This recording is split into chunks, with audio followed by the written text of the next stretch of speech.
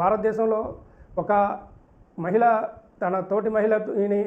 ఏ రకంగా వ్యవహరిస్తున్నారు అనేది ఒకసారి గమనించినట్టయితే దానికి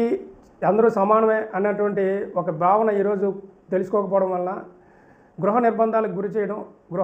గురి చేసినటువంటి వ్యవస్థ ఈరోజు భారతదేశంలో పెరిగిపోతుండడం చాలా బాధాకరాన్ని కలిగిస్తుంది. ఇంతేకాకుండా ఎంతోమంది నిరాదరణకు గురైనటువంటి అత్తలు ఈరోజు ఓల్డేజ్ హోముల్లో తలదాచుకుంటూ తమ జీవనాన్ని సాగిస్తూ చివరికి అక్కడే ఎవరూ లేని పరిస్థితుల్లో మరణాన్ని పొందేటటువంటి పరిస్థితి ఉంది. కాబట్టి ఇంతమందితో అత్త మామ కలిసి ఉండాలనేటటువంటి ఇంగిత జ్ఞానం లేకుండా కోడలు తనకు నచ్చినటువంటి వ్యవహార శైలి ధోరణిలో ఉండడం, అదేవిధంగా తన